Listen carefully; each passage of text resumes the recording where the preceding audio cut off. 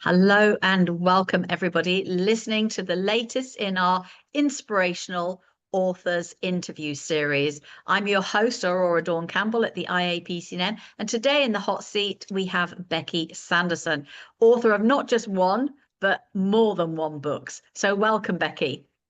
Hi, thank you for having me, Dawn. Oh, you're very, very welcome. I love your title, Miss Digital Media. It says what it does what it says on the tin. I try my best. And the title of your first book, Boost Yourself. I mean, I think with the audiences that we both share, a lot of solopreneurs, coaches, mentors, therapists of all sorts, this is a weak link in most people's business strategy, isn't it? So just share, if you would, the reason behind you putting pen to paper and writing this inspirational book to help others. There was multiple reasons, really. Obviously, firstly, I'm a book designer, so I wanted and needed to have a book to show potential clients what I do. I can't be a book designer without having my own book, right? It just doesn't make sense. So that was part of the reason. Secondarily to that, I was doing a lot of kind of personal development, business development, and was being encouraged and to journal and practice mindfulness and gratitude and reflection and all of these kind of personal development tools we have to our hand. But I found that the journals that I was using just didn't work for me, or I found them really frustrating. I felt guilty if I didn't fill them in, because a lot of the dated journals, the way that they're structured, if you don't fill in all the sections or you miss a day, you beat yourself up for that. And that's just another thing that I just didn't need to do. So I found that I really wanted to create my own journal that was undated, and was flexible enough for me to journal one day and not the next, or to mind map one day and do something different the next day. But also I had a passion or a longing to create a colouring book. So the first edition that you can see behind me was the first step towards me, A, creating a colouring book / journal, and B, as a way to create a book using repurposed content. So a lot of my own tips that I've included in there, business tips, branding tips, online marketing, was all from repurposed content. But I also use this book as a collaborative tool to work with my audience. So I asked for contributors, other business women, to contribute their Boost Yourself tips to be featured in the book. My audience was mainly coaches, consultants, creatives in the health and well-being space, or business marketing, VAs, all sorts of different experts. So it really gave a really good mixture of Boost Yourself tips. But then I went on to create my second edition, which focused more on the Boost Yourself. Yes, we're still doing that, but boost your brand. Because a lot of the resources, again, that I've repurposed in here are around your brand story, your marketing, again, personal development, looking at ideal clients, customer journey, all sorts of different things. And then we have the Today I prompt, which you can take in any direction. Today I want to focus on, today I'm grateful for, today I'm just so stressed out I can't think straight, that kind of thing. And then at the bottom of each page, each journal page, we have tips from the different business women. And then again at the back, colouring pages. So lots of different bits and pieces there, and then a directory of all the business women that have contributed. So by doing that collaboration, it really is a useful resource from that respect. But by collaborating with my contributors, I've been able to use the book to leverage my audience and theirs to get eyes on the book, but also to get eyes on us and our businesses. So again, been a great, books are a great way, a great tool to do that with, because it's a talking point, it's an icebreaker. You know, it's something that people can connect with passively as well, and I think that's an important thing, that somebody can purchase a book for a relatively low cost, and they can start to get to know you, understand you and what you're about. So, you know, in many ways, producing the book has been a really therapeutic thing for me to do as well, in terms of the writing, but also in terms of the design and production. Even putting my own work out there in a book brought me a new level of pain, that that I then understand what my clients and authors are going through, because I'm putting myself in their shoes for a change. So it's, you know, I've learned a lot from doing it, but also I've elevated my brand through this project. And then, you know, it helps to support my program and all the other areas of my business as well. So it's a really powerful business tool, and I highly recommend others pursue their book dreams, or even if perhaps they have not been thinking about doing that, to start thinking about what resources and content they've got in their business that they could repurpose into a book. And repurposing is absolutely key.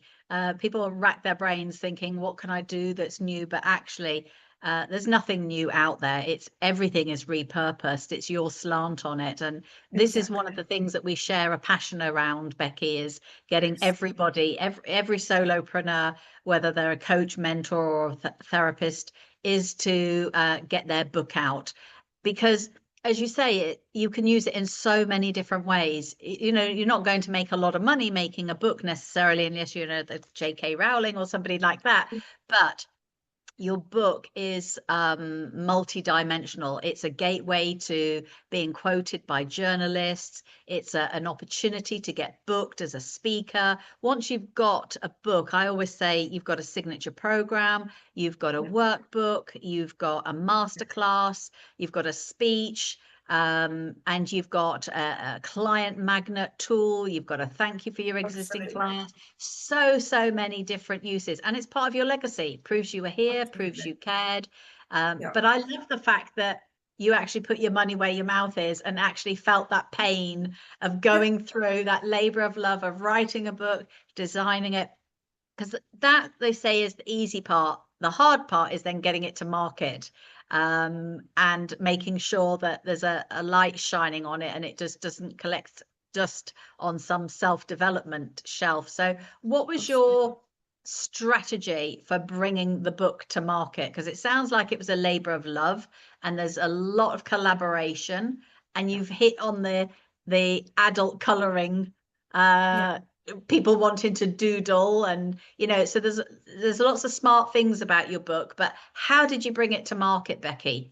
I think the key thing was bringing or inviting collaborators early on, because it got eyes on the book project, it got eyes on me, it gave me a reason to be posting in groups, to be active, you know, appearing as guest speaker, to invite people to contribute, even throughout the book production before it was even published. I was doing a lot of marketing and promotion to raise awareness about it, and to build a mailing list and a waiting list for when it was published.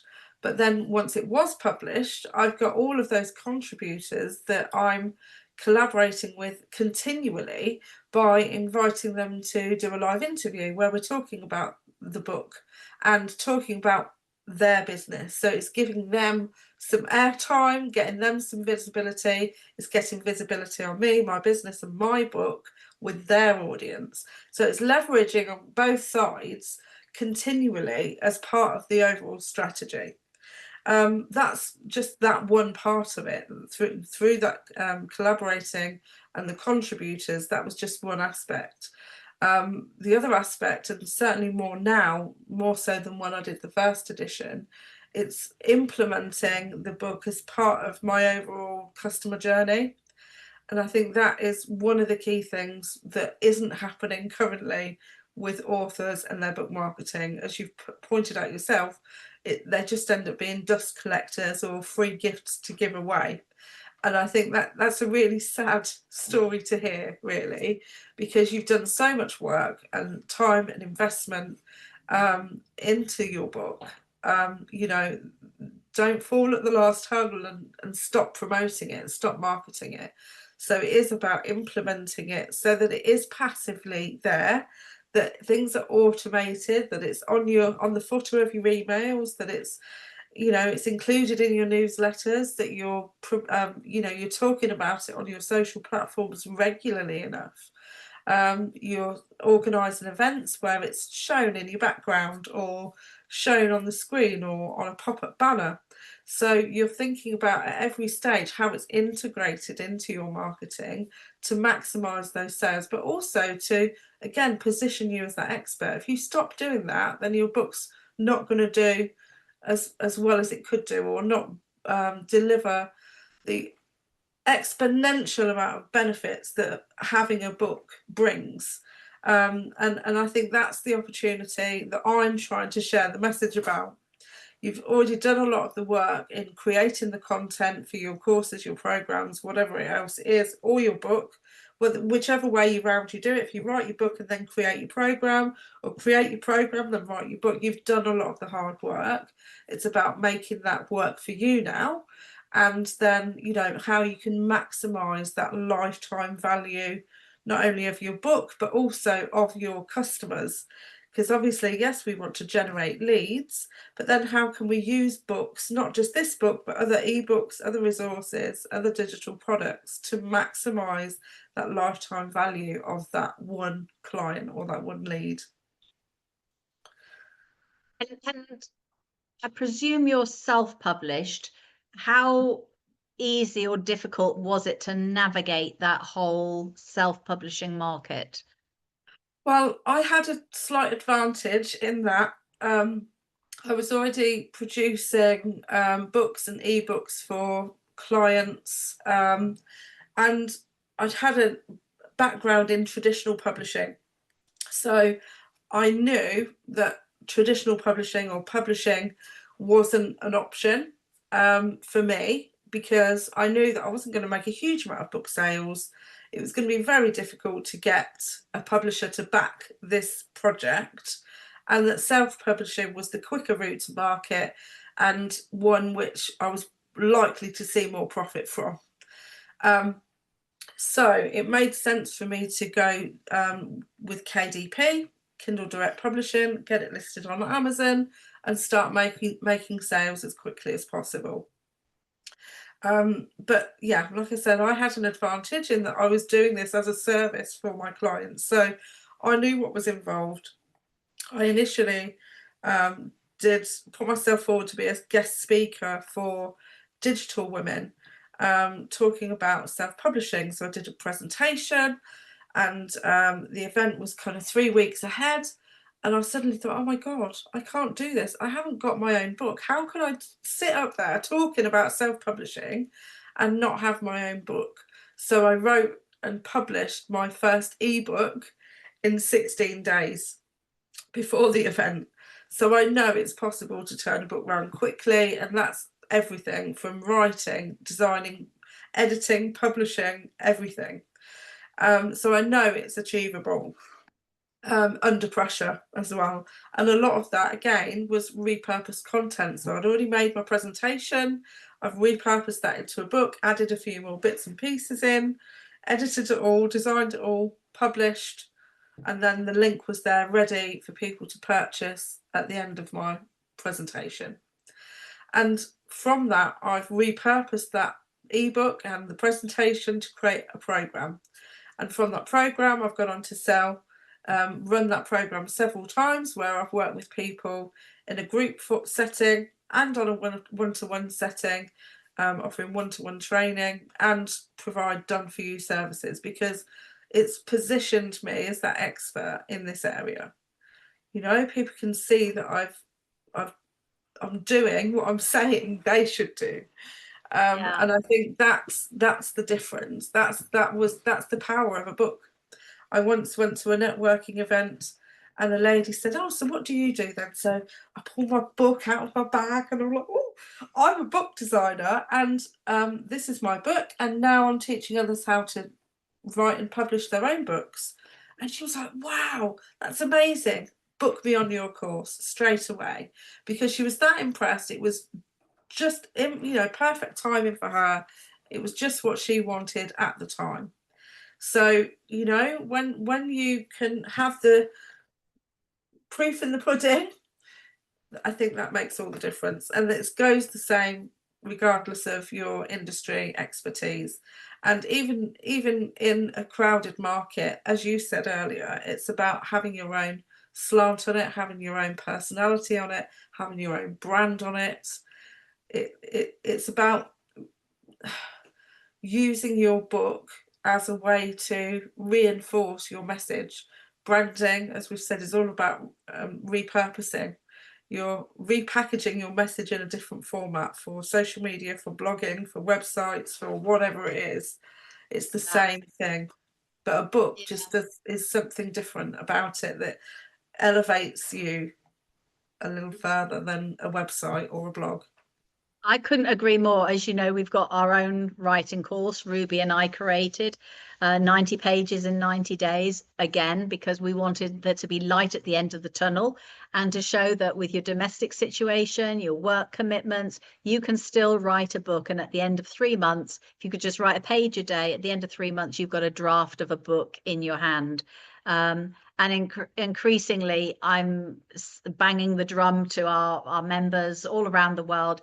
Get a book written. It doesn't have to be a tome, just something short. Apart from which, if you did go down a traditional publishing route, publishers love a series anyway. People love a short read and want to know more. So if you've got masses of material, break it up into 2 or 3 books anyway. Absolutely. But I would really like people listening to this call to contact Beckie and enjoy the success that you've had with your book, because I don't know the next time I'm going to be able to have the time to run my course, but I don't want that to stop anybody getting their book out there. And whilst people think, "Oh, why me?"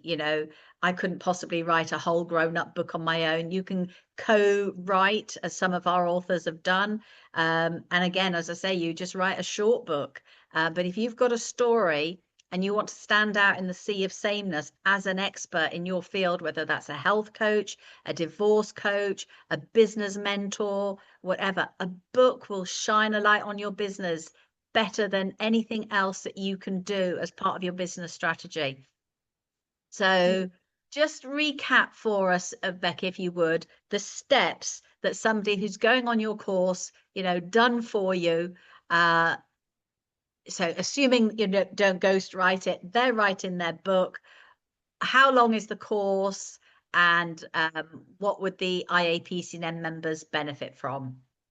Lovely, thank you. Well, certainly, regardless of where you're at in your journey, whether you've thinking about writing a book, you started writing it, or you know that you don't want to write but you do want a book, wherever you sit in that, the Boost Your Brand with Books 6-week group program provides you with the tools, resources, knowledge, information to make key decisions.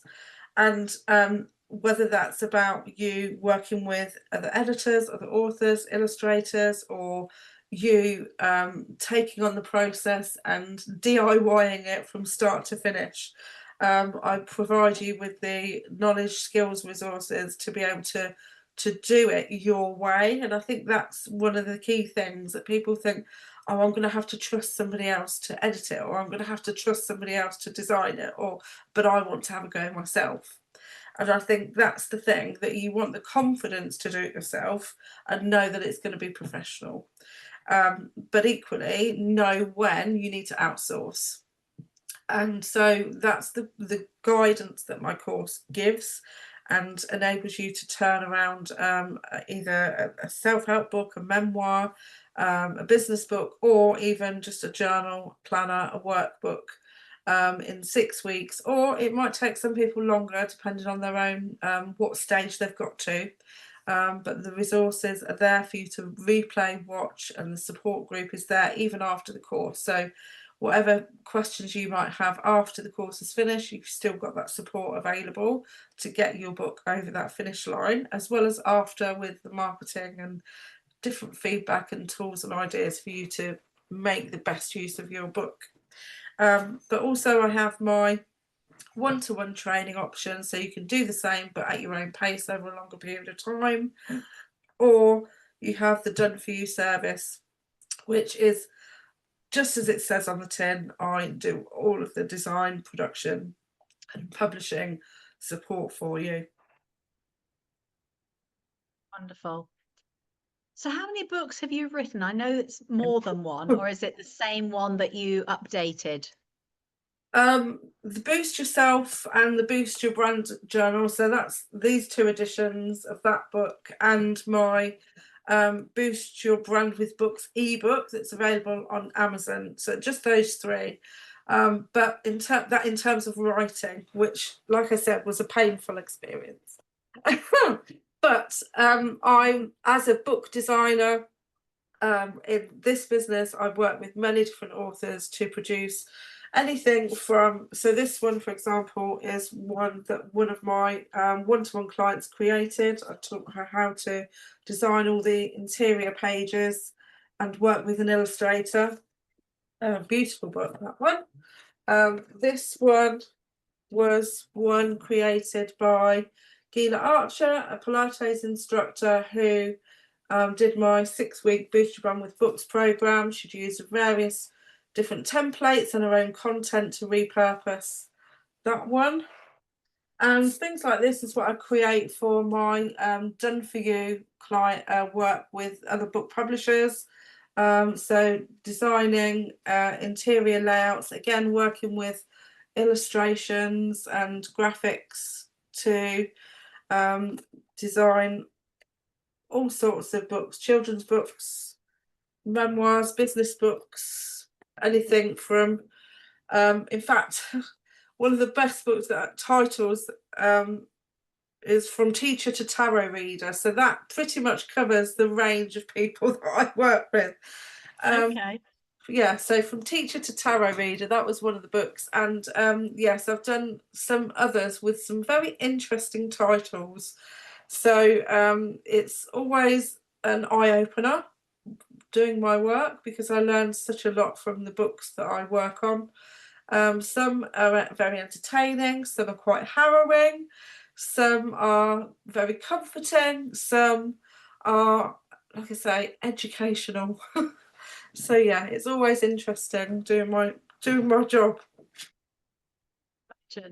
And what would you say to somebody who is dealing with self-sabotage, whether that's thoughts around, why me, who's going to read my story, to writer's block or lack of knowledge?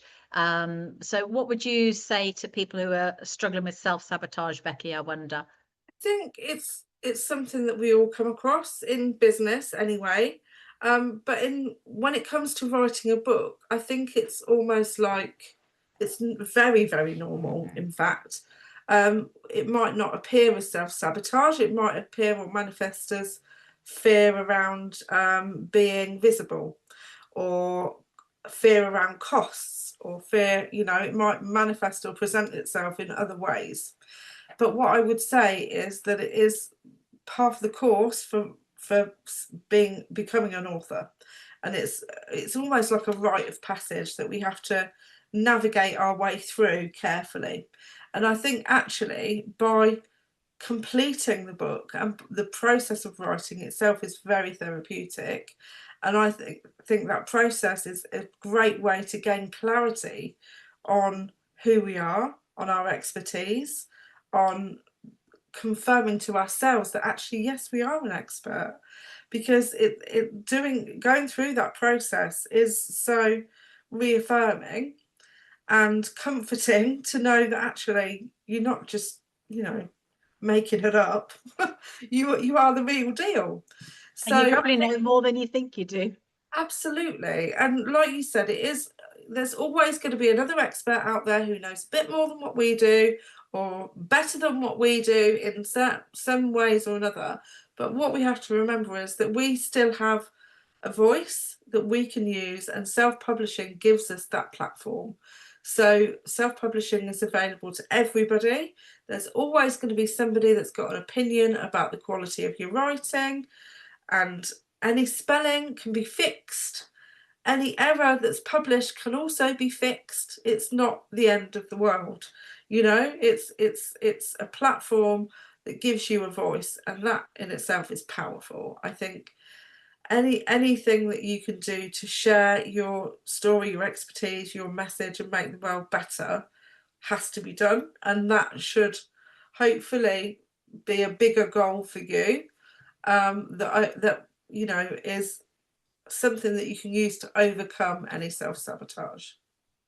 And I think understanding your why are you investing this time and energy into writing a book helps you navigate that self-sabotage. And on the theme of what time, rather, everybody says they'd love to write a book, don't they, Beckie? You must have heard it 1,000 times, but they don't have time. I remember Richard Clayderman saying something along the lines of, if I had £1 for every time somebody said to me, I wish I could play the piano the way you do. And his answer was, well, you can if you just put in the time. Where did you find the time in your busy schedule to write a book? I don't know. Because I found the time once I realised that I couldn't put myself out there without having my own book for this presentation. I was like, what was I thinking?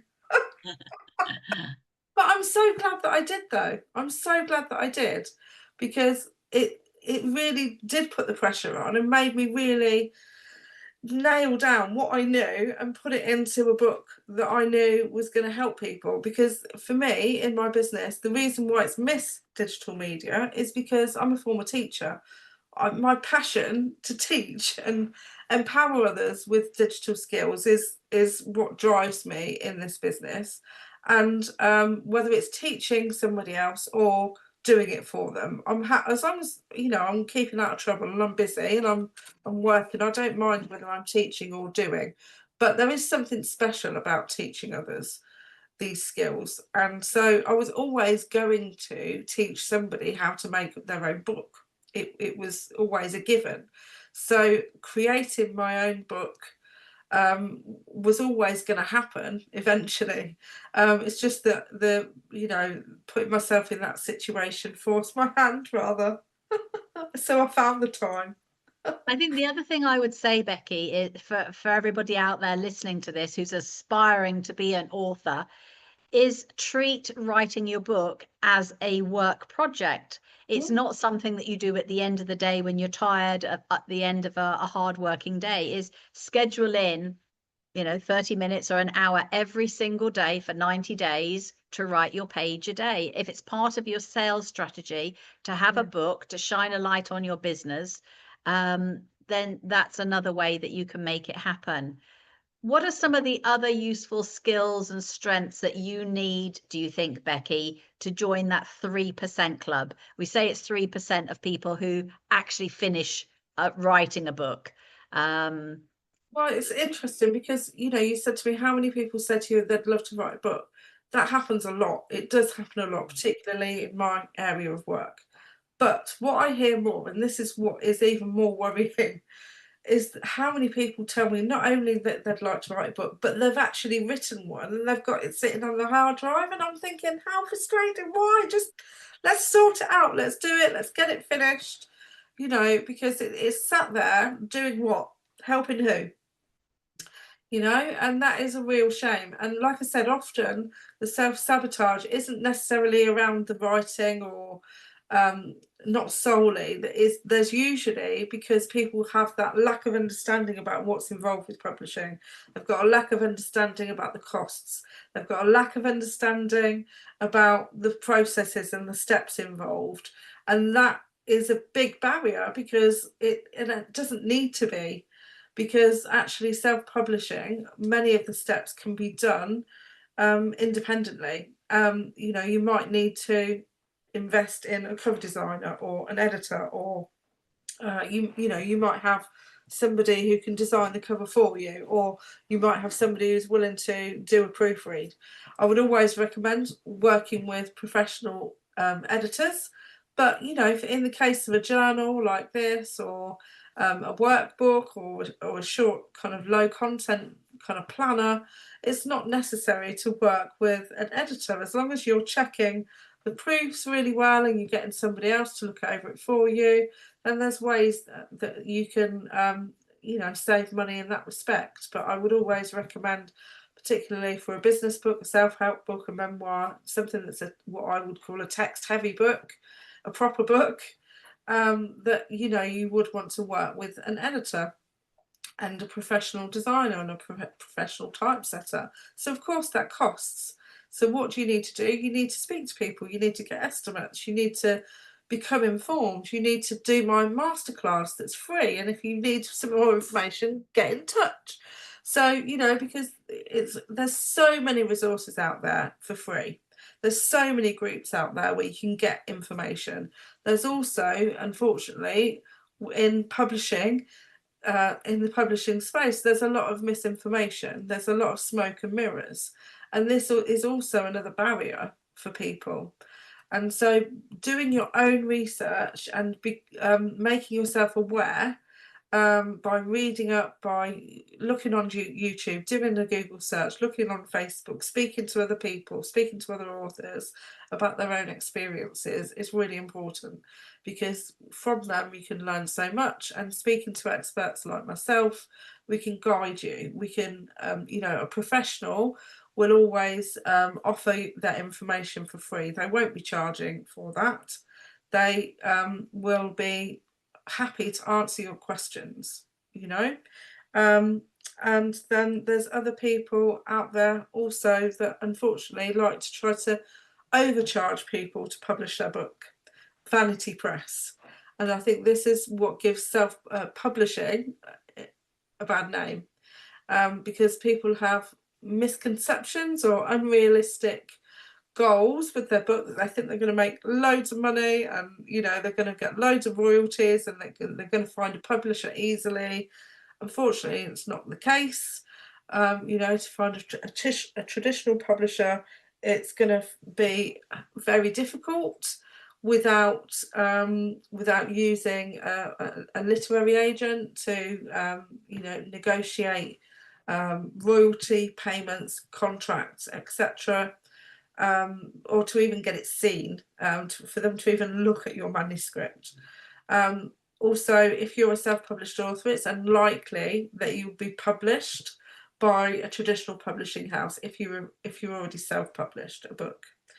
So but there's advantages and disadvantages for both, the same as anything else. But vanity publishing is something that is a really difficult thing to navigate. And so many times I've had customers and clients come to me saying, so and so organisation want to charge them this much to publish their book.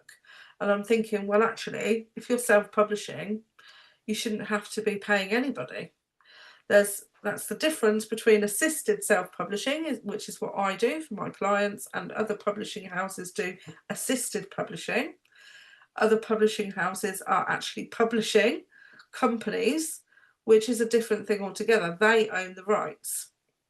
Whereas, as much as possible, I advise authors like J.K. Rowling did, very clever lady, to retain all of her publishing rights. And self-publishing means that you do that, which means that you maximise the potential for profit and retaining as much of the royalty percentage as possible. And the control and deadline and everything. So everything. Yeah. You don't. Now, I was just going to say, you don't want to be beholden to anybody in your business or in your book. It's best to be informed so that you've got control, you can make decisions. If you then choose to outsource, you're going to be in a better position, a knowledgeable position to make informed decisions and know what's right and what's a bit dodgy. Yeah. So content, I found when I talk to aspiring authors, is rarely an issue. Structure is, What's the best piece of advice that you could give them to tackle the beginning, the middle, and the end of a book so that they have a draft? Write a contents list is the first thing that I always say to my clients, Okay. especially those that are struggling to know where to start. Write a contents list is always the first thing that I say, because in doing that, you will spot where there's gaps. You will know what content you already have to fill that chapter, or what content you're going to need to write, generate, or get collaborators in to support you with. So doing that, I think, is the best piece of advice that I can give. I'm not an expert on writing. What I am an expert on is repurposing. I love writing and I enjoy writing, but I'm not a writer in that respect. A question we Yeah. get asked a lot on our writing course is, well, what comes first, the book or the title? Any thoughts on that, Beckie? Sometimes it's just obvious. For me, in my business, it was always going to be boost yourself, because I use boost yourself, boost your skills, boost your brand in my marketing anyway. So it was obvious to me what it was going to be. For example, when I was working on, I think it was the children's book. Oh no, it's another one. I was asked to do some editing, actually. I do a little bit of copy editing, not on a rare occasion. And I was asked to do some copy editing for one of my clients on a children's fiction book, and they hadn't quite decided on the title. So by reading through it, it became obvious to me it needed to be called The Keeper of Time. It was a no-brainer to me after reading the story, but they hadn't seen it, what was obvious. And that's the thing, isn't it, that you can't always see the best thing that's under your nose sometimes, and it takes an outside perspective to see it. Equally, I think it's also really important to do your research. Get onto Amazon, get onto Google, and literally search for your title ideas. See what comes up. See what comes up for things around your topic. Look at your known competitors if they've got books. What are their book titles? You don't want to look to be copying. You want to stand out for the right reasons. So make sure that you're choosing something that's going to give you a competitive advantage, position you in a slightly different niche, maybe, but also think about how the words fit on the page. You want it to come across easily. You don't want the title to be overly long. You want it to stand out well typographically. But also, I think it's important to think about keywords and kind of SEO research, searchable terms and phrases, and use those in your title and subtitle where possible, and also in your book description. Because these are the things that make Amazon tick. Yes. In the way that they're displaying the search results, and the way that you list your book when publishing. You need to use keywords and key phrases and categories. Just like you do when you're doing any marketing, social media, branding work, Exactly. so that you can stand out in that sea of sameness that's out there. Yeah. What about software? It's another question I get asked a lot. What is the sort of go-to software for writing a book, checking for plagiarism, spell checking, referencing? Any go-to software packages that you recommend, please, Well, the Beckie? first one that I will say before even talking about this is, please just be very wary about using any kind of AI tools when it comes to book writing. Just don't do it. Amazon are really strict on this, and it's a very much a grey area. And I know there's plenty of other people out there that are publishing books that are fully AI generated. What I will say is that obviously they're making money for Amazon, so that's why they sit there. But equally, I know of accounts that have been shut down because they've created a book generated with AI. So equally, you can have it one day and Amazon will let you publish it, but equally the next day they could shut you down, keep all your royalties, and you'll be left high and dry after having done a hell of a lot of work for what. So just avoid it if you can. You can use it for helping you plan and structure the book, you know, come up with title ideas and stuff like that. But even still, I wouldn't want to be putting my own content into chat for it to spit it out for somebody else to use. So that's my thoughts on AI. And I know that wasn't the question you asked, but I thought it was super relevant to mention. It is actually. It's a very hot topic. Very, and it will continue to be until it's regulated. So this is why I think Amazon are taking the right stance on that perspective. Being really harsh on it in that respect. But yes, software. So I, as a typesetter designer, use Adobe InDesign. Years ago, I used to use Quark Express for some of the journals that I've created, and certainly my own journal was actually created in Canva. So I created this one in Canva. I created the first one in InDesign and regretted it, because for marketing and repurposing reasons, it was easier for me to repurpose the content from Canva than it was from InDesign. So that's why I chose to do it that way in that for the second edition. But many of my clients use Canva for creating their journals, workbooks, that kind of thing. I wouldn't recommend it for a text-heavy book. So either outsource to a typesetter or look to invest in other tools like Vellum and things like that, that you can input your manuscript and it will format the book for you. There's various other different tools that you can use and other platforms that you can use where you just upload a Word document and it will do it for you. Again, there's advantages and disadvantages with that. Me being a die-hard Mac designer and typesetter from a traditional background would never advise you to do those things, but they are available for you if you choose to use them. So like I said, you know, I'm all about giving you the information to choose what's the right route for you. And so I would never not disclose that there are options out there that are affordable and for you to use. You know, the layperson, unskilled in this area, no design skills, no techie skills, will be able to use these platforms. Right. Last few questions, because I'm conscious of the time. I know you're very, very busy. What did you spend your first royalty check on, I wonder? Oh gosh, probably a bar of chocolate, because it probably wasn't that much. But yeah, I think for me it was always about the other benefits more so than the book sales.